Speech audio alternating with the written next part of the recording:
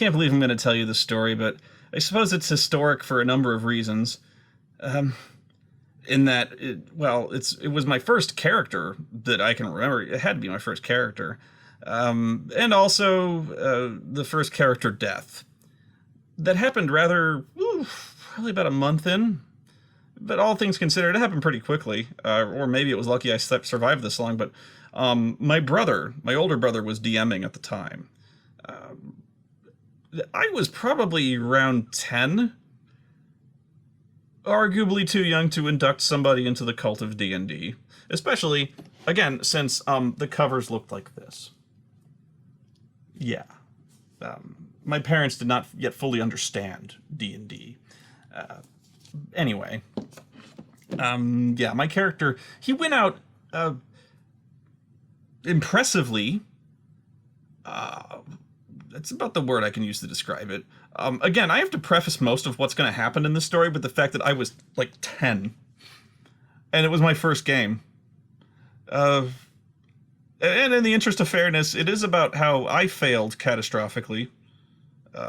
Let it be said, I do not blame my older brother for this. He was fair. He was a hard ass, but he was fair. And I try to emulate that when I can. But he was only doing what the book said. I am really, I'm already, apologizing, 5 minutes in advance for this story. So I think I ought to just tell you the story, and then tell you what actually happened. Because it's weird. I was 10. Okay, so I decided to keep things simple. My brother encouraged me to keep things simple. So my first character was a human fighter. Fair enough. They have pretty much one answer to everything. And that was pretty much all I wanted to do anyway. So, fair enough. And I gave the character a name.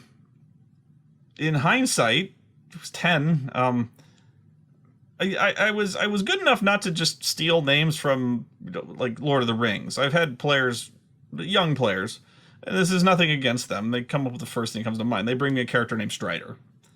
I don't make fun of them. I'm just like, could we maybe get a little more original than Strider? I specifically did not go with any kind of Lord of the Rings character. I decided to kind of emulate some of the heroes that I'd seen in the books, like some of the examples. Fairly stereotypical do-gooder fighter names, because I wanted to play a good guy. And so I believe, I've been reading Dragonlance as well. I love Dragonlance. And one of the characters I really liked was called Sturm Brightblade. So looking back on it, he's a very typical name, and you can kind of make any heroic fighter / paladin name if you just kind of choose a badass first name and then kind of cram together 2 words of really cool things or really dark things or really violent things. So Brightblade, it implies that he's a good guy and he's a blade. So Dirk the not Dirk the Dirk Eversharp, or I don't know, stuff Richard Lionheart, something like that. That was an actual guy, Richard the Lionheart. But you know what I mean. So you have a fighter, Slab Awesome Fist, Slab Flame Fist. Dwarven characters are very easy in this regard. You just kind of tack hammer on any of them. So you have Grunt tack hammer.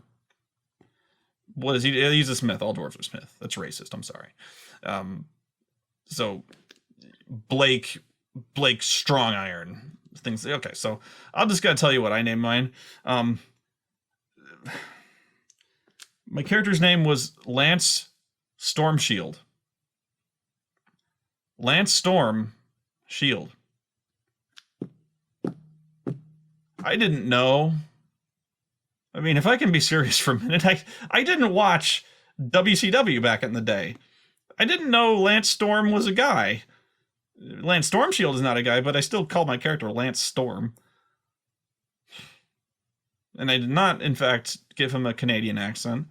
But yeah, Lance Storm Shield.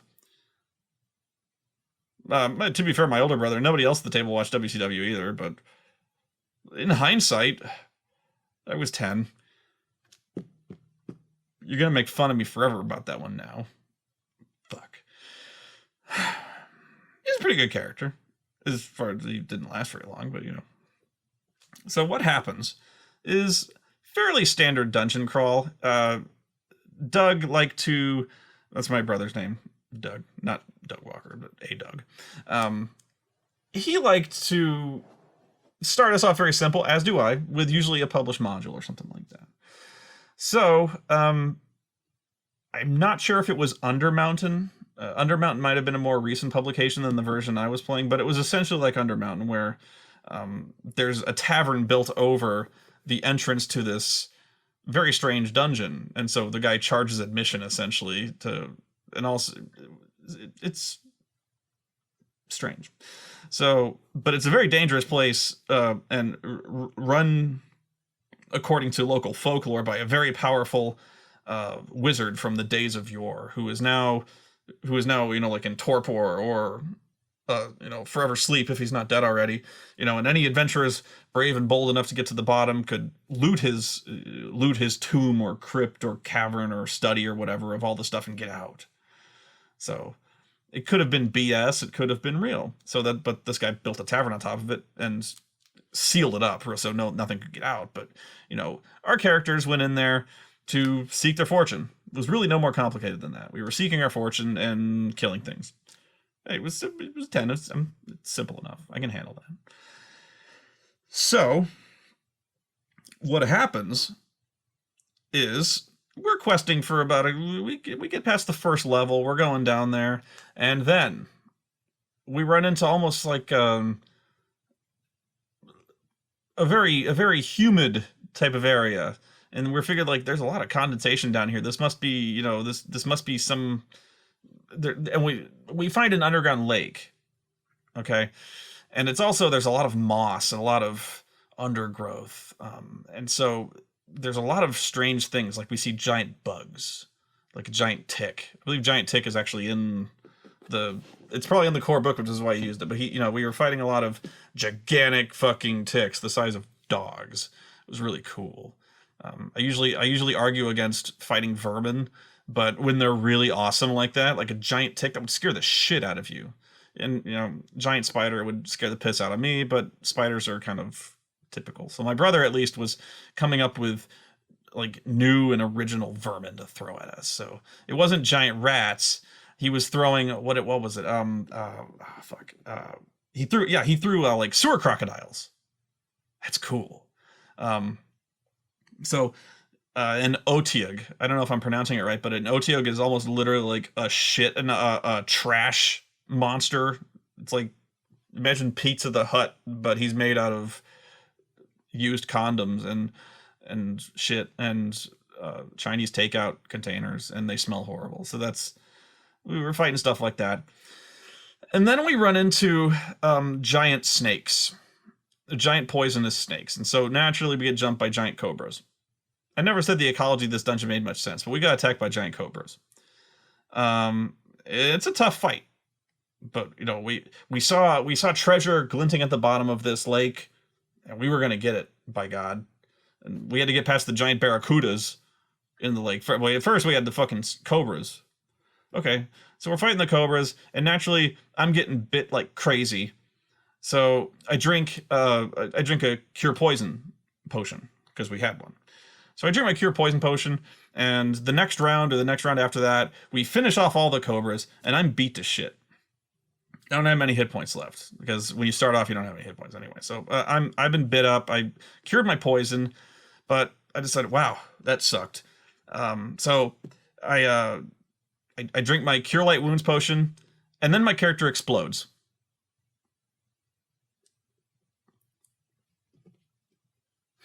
Yeah. He drank a potion and he exploded.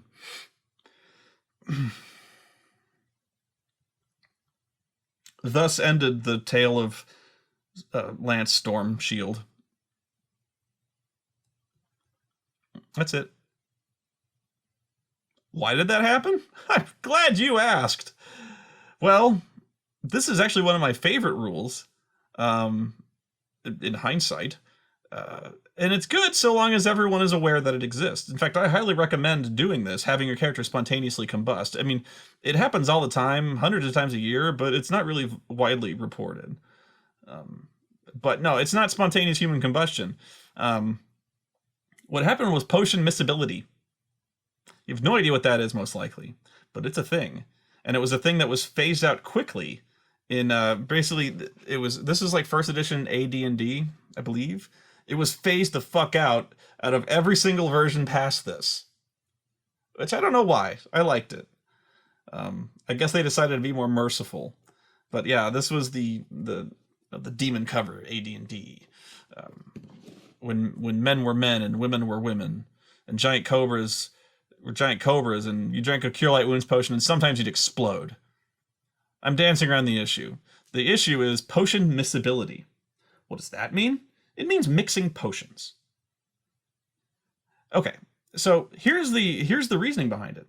Imagine, if you will, any movie or even wizards in fiction. Usually, what do you imagine them doing other than getting their ass kicked? Usually you figure them poring over, scribing things down or reading books, like really, really big books, or they're in their laboratory. And what are they doing? They're making potions, which is actually a very common occurrence in newer editions of Dungeons and Dragons. But how do those potions get made?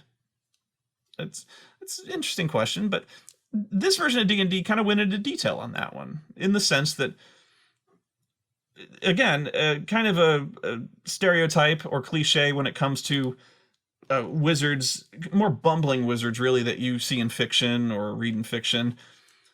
What happens when they get distracted or they're absent-minded and they do something stupid in their laboratory, or they're like, what happens when you mix an acid in the base? And the potion explodes in their face.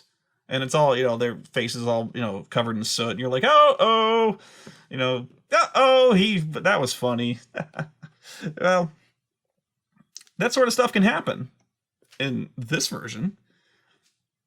Because when you're mixing potions, it's not just alchemy, it's not just acids and bases. We are talking complex, fundamental forces of arcane technologies, strange chemicals made of things like Medusa blood, the scale of a dragon, the brain fluid of a mind flayer, a crow's feather. Basically all those things, like when you mix a potion in Skyrim. Imagine all that. But in this case, things can go wrong. Like in a movie, or like in the story where the bumbling wizard mixes some shit and things go bad. That's potion miscibility, which was phased out later. But here, there's rules for it. And what I did not know, and I probably would have done it anyway had I known, was potion miscibility can take place not only when you're like in a laboratory and mixing, potion here and goblet B with another potion. That's miscibility as well, but potion miscibility also occurs when you drink one potion too soon after another, because the potions mix in your tummy. Bad things can happen that way. Now, well, I have it tabbed, but I've invested in little tabs, so I don't spend all day flipping uselessly through the book looking for that obscure rule. I'm sorry about that, by the way. But anyway, there is a table known as the potion, if it'll focus, the potion miscibility table.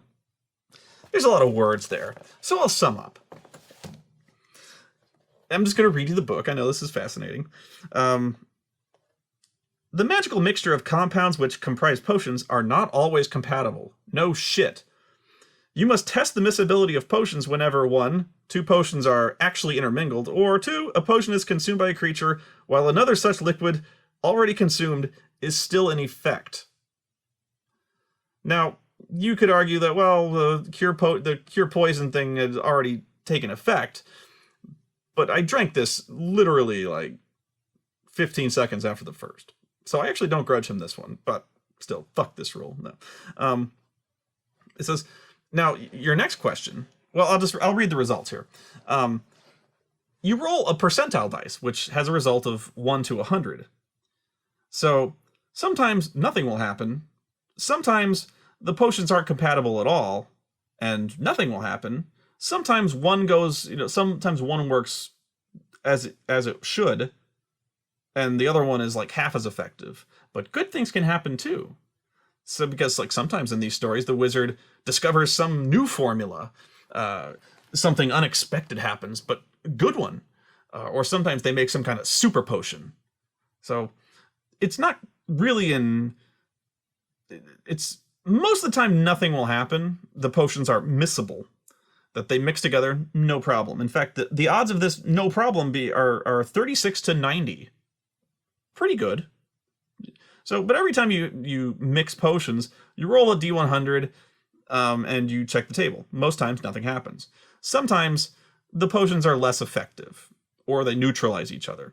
So, 26 to 35, immiscible result, immiscible, which causes both potions to be at half normal efficacy when consumed. So in this case, he might have decided that, well, if this had been the case, I would have gotten half hit points, and maybe it would have worked as a slow poison potion, or maybe I just would have taken a little bit additional damage. I don't know, but usually this would occur if there was, like, in this case, for instance, the best analogy would be like if you drank a potion of bull strength and cat's grace, and they both were in effect at the same time. You could argue that they aren't mixable, and both are at half efficiency. That's the sort of thing you can relate to in current terms. The other 16 to 25 is immiscible. One potion canceled, but the other remains normal, and which one is canceled is random. 9 to 15, immiscible. Both potions totally destroyed as one neutralizes the other. 4 to 8, mild poison, which causes nausea and a loss of 1 point each of strength and dexterity for 5 to 20 rounds. No saving throw possible. One potion is canceled, the other is at half strength and duration. Now we're getting into the bad stuff. If you roll a 2 or a 3 out of 100, so a 2% chance, lethal poison results, and imbiber is dead. If externally mixed, as in mixed in bottles outside in the lab, a poison gas cloud of 10 feet in diameter results, and all within it must save versus poison or die.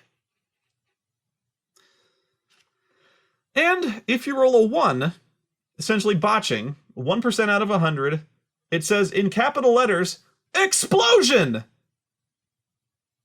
Internal damage is 6 to 60 hit points. Those within a 5-foot radius take 1 to 10 hit points of damage. If mixed externally, all within a 10-foot radius take 4 to 24 points. No save. My question. Imagine I was a high-level fighter with any number over than 60, really. If I had 70 hit points, and I drank my 2 potions to buff up before combat, and I rolled a 1. Okay, there's an explosion. So it says internal damage is 6 to 60 hit points. Those within a 5-foot radius take 1 to 10. Meaning, I could conceivably survive this. Hell, my first level fighter could conceivably have survived this if I'd have rolled like a 6. How? What?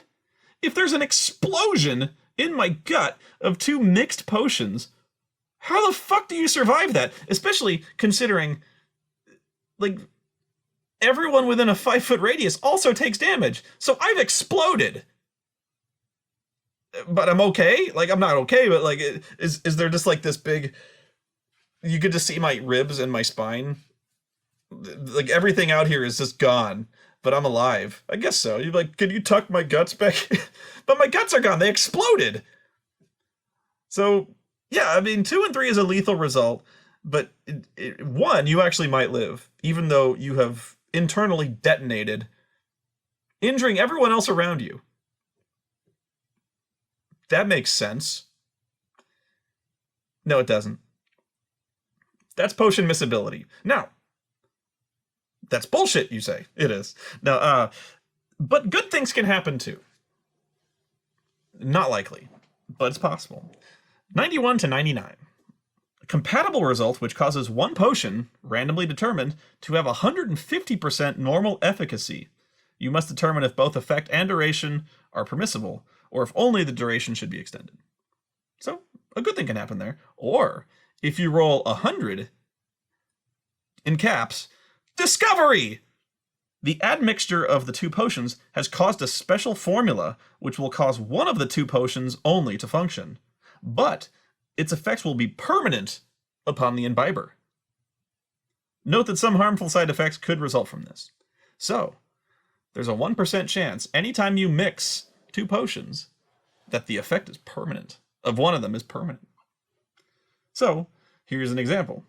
If you drank your potion of Cat's Grace and got 3 dexterity, and you drank your Bull Strength and got 3 points of strength, and you rolled 100, well, one of those potions could be permanent. So start chugging, motherfucker. You know. So, now, that's weird. It is. But now your mind could start working on ways to take advantage of this. And it also explains, believe it or not, potion miscibility explains why certain things are the way they are in, like, fantasy worlds. It explains some demigods. So imagine, for instance, if there's probably a bad example, but, you know, one of the gods of wanderers and bards is named Heward. What if he drank a potion that raised his charisma and something else, and it raised his charisma to, like, godlike proportions? Could be. Or if somebody drank a potion of flying and that was given a permanent effect, wow, that's cool. So you can see how certain monsters could potentially have come into being, like certain abominations, or even a certain race of people could have come into being because of this. So if someone was, you know, transformed into something else as a result of one of these potions or something like that, it explains superpowers. You know, certain characters and demigods and things like that, or the ascension of certain people. Well, it kind of makes sense. Because sometimes, like in a comic book, accidents happen. But they're good ones. It gives you powers. So, to me, this isn't really out of line with the way Dungeons and Dragons should work. 1 out of 100, something epic happens. Didn't happen to me, goddammit. Or at least something epic in the sense that I fucking exploded. I forget how much, I seriously took over 40 though. I had like 10. And that's at max. I think I was like 2. Jesus Christ. They scraping me off the fucking ceiling. I was 10. Come on, Doug. Come on. I didn't read that shit. It was pretty funny. No, it was... well, the thing is, that only happened once, you know. So, I actually do not... But you're all going to tell me how much of a dick my brother was? I don't think so. Because, honestly, he gave me plenty of time to read the books, and I was a big-time reader. So, he gives me this book, I didn't read shit. Actually, you know what? It's in the DMG. Fuck this guy. I don't think they mentioned that in the Player's Handbook. Then again, I probably would have read the DMG... Whatever. I got screwed. Whatever. It's a story. He got better. Shit, he was younger too, but, you know, we all get better. He actually is a big fan of GURPS now. GURPS is a different game. I actually really like GURPS too, but I can't think of a single other person who plays it other than my brother. And he actually got a group together, a very good one too. But GURPS is behind a lot of really cool games and supplements. Very cool. But yeah, that was the only time I really remember Doug just outright screwing me on a rule there. It was pretty bullshit. But I exploded, so there's that. Now, I have seen cases of players trying to exploit this. Because, let's say you have like 2 crummy potions, or you find potions you don't know what they are in a dungeon, you could maybe weaponize them. Because, hell, there's a 3% chance that you'll either cause a mighty explosion or a 10-foot diameter cloud of instantly lethal toxic gas. Hell, it couldn't hurt. You know, if your arch enemy is on the other side of the room and you got 2 potions, Stick them in your hand and throw them. It might hit the wall and be a frigging grenade. Or nothing. Or just start chugging potions. Maybe maybe you get something, permanent. Or like in the Cure Light Wounds, maybe those hit points are permanent. That could have been really cool. Or in the case of Neutralize Poison, maybe I become immune to poison. That could have easily happened. So, who knows? But no, that didn't happen. Instead, you could have buried what was left of Lance Storm Shield in a bucket. If it hadn't killed pretty much everybody but one of the other party members. They were killed when Lance Storm Shield exploded. Killed by shrapnel from my own destroyed ribs. And shame. Weird rule. I want to bring it back. Because that's the way it should be. There should be a sense of wonder in mixing potions. Now, I know a lot of people are kind of asking, well, I mean, Cure Poison and Cure Light Wounds, I would think the effect is fairly well known if that causes explosions, right, Spoony? No. Because, think about this. Every mage is different. Everyone has their own formula. You can't buy a book, or you can't buy like a cookbook this is the recipe for Cure Light Wounds. This is the recipe for Neutralize Poison. Now, you could argue, like, well, it's commonly known that maybe Nightshade is, in a Neutralize Poison spell, and it always is. You could be right. Because after all, the material components of the spells are the same for everybody. But every mage is different, and they all put their own spin on things. Maybe their proportions are different.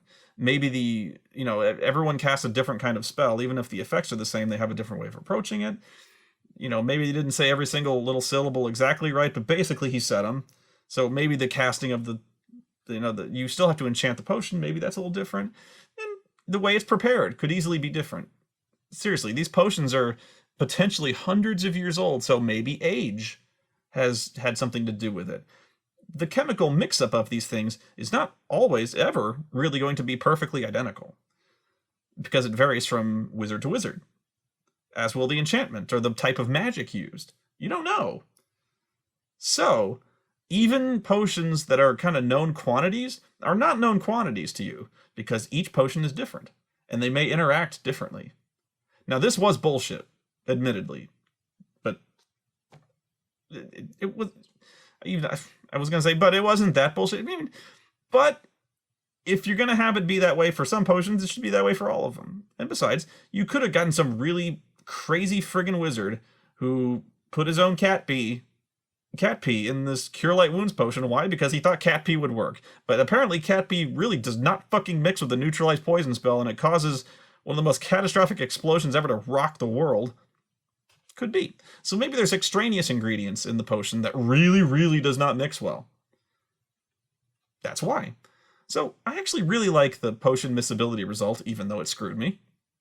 Because really good things can happen, and it also adds a sense of wonder and fear to magic. And that's something I think is really missing from mages these days, especially 4th edition. And I like 4th edition, but it made wizards and magic users way less special. In my view, because now everyone has spells, even people who don't have spells. Fighters don't attack things, they have little cards that have powers on them, so they're essentially casting spells, even if it involves hitting them with a sword. It's like an MMO, so where you don't have, I hit with sword, I have, Rousing Smite, or Fury of the God Hammer, instead of just hitting him with a hammer. It's basically a spell. But wizards, I always felt, should be mysterious. Nobody should really know how they work. There's a sense of wonder to them. So when you get a magic potion, wow, that's really cool. But there may be a sense of fear to it, because even if you know what it is, should I drink too many of these? There's a risk. Very small risk, but there's a risk. You could easily adapt this table to your own purposes to make it more or less fatal, or maybe have a wider range, be, nothing bad happens results, whatever. But I really like how this version set it up, and to think that they cut it out when so many other rules, which I'm going to get to, stayed in, well, I think it took some of the magic out of magic. And some really, really funny, spontaneous human explosions. But hey, that's why we have house rules. You can bring back any kind of spontaneous human combustion that you want. I would try to make sure that Cure Light Wounds potions don't cause such things to happen. Because, well, I guess if nothing else, maybe the death of Lance Stormshield will serve as inspiration or warning to those of you who go about cheesing potions. Hey, don't drink too many. Who knows what magic will do to you? It's a wild and uncertain force. It should not be taken lightly. Poor Lance.